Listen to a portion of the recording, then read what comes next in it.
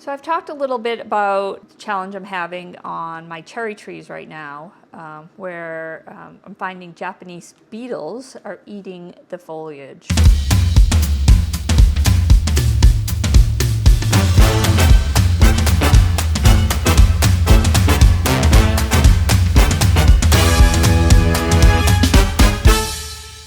I know I have to use some sort of insecticide on them, I should say, or in pretty much all the fruit trees. I try to put insecticide on pretty much everything. The rose bushes, any of the perennials, any of the bushes, and it's primarily to control insects, and I actually use neem oil. Here I've got a 24-ounce spray bottle of neem oil that I've put together. A teaspoon and a half of the neem oil concentrate to a quart. This is only 24 ounces, so I adjusted it. A teaspoon of dish detergent, so Dawn dish detergent. It just helped the solution stick to the foliage of the plant. And I'm doing it first thing in the morning, so it's pretty early here in Afton. And you can see the beautiful sunrise in the background. So there's one. It's that little bugger. So I'm going to shake him off first. Actually, you know what? I'm going to spray him and then shake him off. But you can see the damage that they're doing to my poor cherry tree. And make sure you do underneath. Naturally got rid of the bug. So he's gone. Oh, nope, there he is. Look at him. All right, Mr. Neem Oil Bug, go away. Okay. With his, oh, no, there's another one. There you are. Good, go away. Okay. So hopefully, let's see here. Now I don't see any more. Hopefully that does the trick. So about a week ago, I showed you, my first approach was to use neem oil. And I sprayed the trees with neem oil. And that really didn't work. If anything, it seemed to attract more Japanese beetles. Not sure why. It seemed really weird. So I pivoted and I did a little bit more research. And Japanese beetles seem to be a thing, especially if they're well established in the area. And since this is a new homestead, I'm sure there's lots of bugs here that are just creeping and crawling around and haven't been mitigated at all. So I guess it's normal. So something I tried back in Massachusetts on my lily plants. So I had these really cool tiger lily plants, and for some reason it attracted Japanese beetles as well. And I really didn't think about it when I was dealing with the fruit trees. So anyways, I had used this. It's called Spectracide Bag-A-Bug Japanese beetle trap, and it worked pretty well at mitigating my issue with the on the tiger lilies.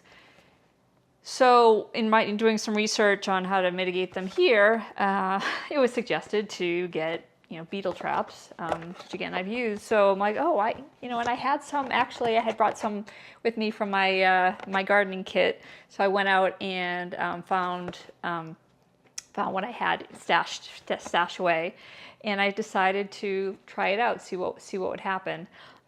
So I'm going to show you in a minute. I put it out there a couple of days ago, and then I went online and bought more traps because it's a big property. I figured the more I could get out there, hopefully the faster it would mitigate the problem.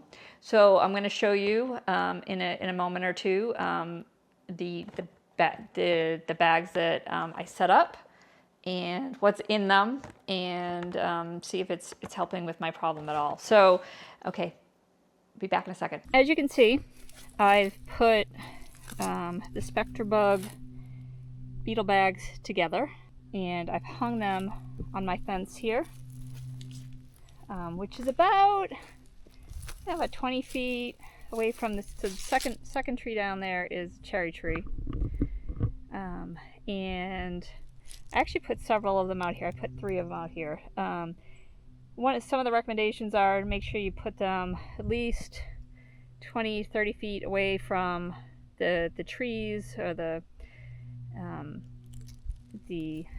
the bushes or whatever you're trying to protect from the Japanese beetles, so that because you're going to attract more than what you anticipated, so you don't want to actually put it on top of it. So they say don't hang the bag from the trees or anything like that. So I've put them as far away as seem reasonable, and they also suggest putting them downwind, but I did it downwind and upwind just to cover my bases here. So so this is bag number 1, and as you can see, it's this has got that little thing right there is the attractant, and it's a pretty strong smell. So if you open it up in the house, it's gonna be pretty smelly. And I don't know if you can see in there, but there are a whole bunch of Japanese beetles. Can't really see from my thing, but floating around in there. So what happens is they are attracted to that wonderful little scent that's really strong, and then they drop into the bag and they can't get out. So they will stay in there until they die. Some folks recommend, if you want to reuse those bags, once that gets full, just dump the bugs into a bucket of soapy water, and they will die in there.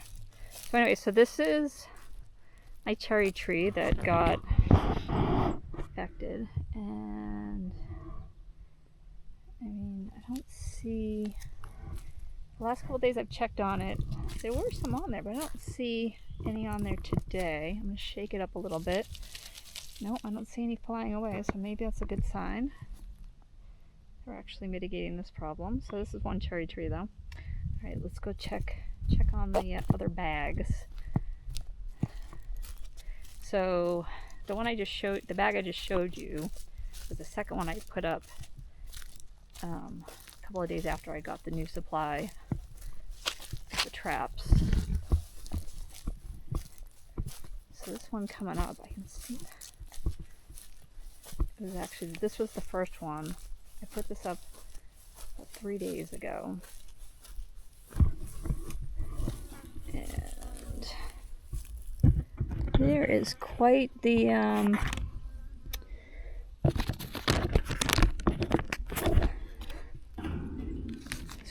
bag of, you can't really see it. I'll just show you. There you go. See all the bugs in there. It's quite a few. And they're just crawling around. I can smell it. Wow, that thing smells. I mean, it doesn't smell bad. It's just a smell. But I can see over here on this cherry tree, these bugs are still hanging around. So that might be actually too close. I may have to move this one. What I do is I just shake it off.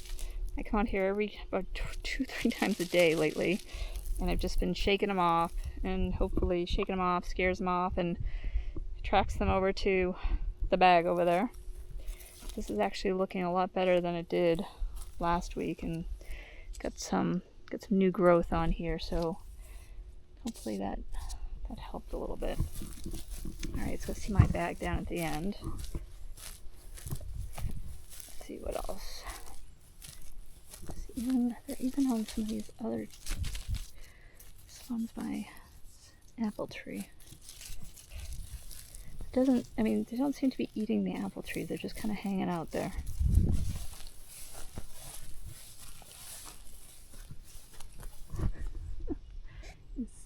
See my inspectors up there. They're inspecting my inspection. It's their walk time, and they're just like, I'm just gonna hang out here. Alright.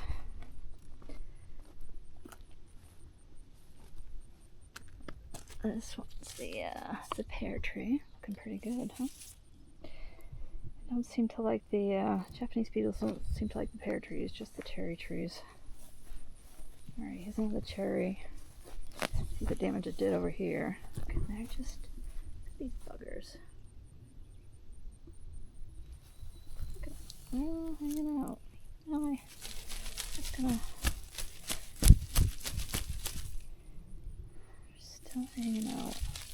So another thing I read on these traps is that it will take a few seasons to mitigate and or eliminate the beetle problem.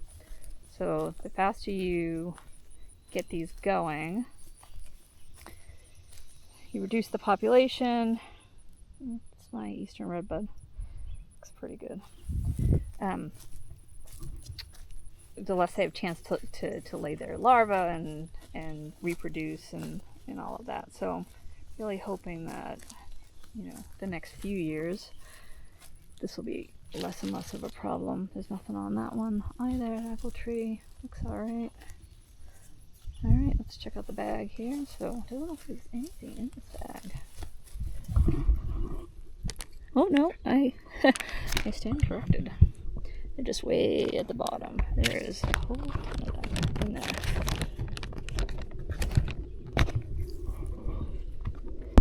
There's a whole bunch of them in there. It's really hard to... But anyways, so our Spectracide Bag-A-Bug challenge is working. Alright, so my Bag-A-Bug solution for Japanese beetles seems to be working. My original solution for using neem oil didn't really work on the Japanese beetle. I'm sure it's going to help. I'm sure that even just spraying the neem oil is going to help with other insects and maybe other problems. So where it's not a bad thing that using the neem oil. I'm just saying it just didn't help with this this beetle problem. So stay tuned for more. In some upcoming episodes, I will talk a little bit more about how well this has worked or not worked, and hopefully my fruit trees continue to thrive here. So thanks for watching.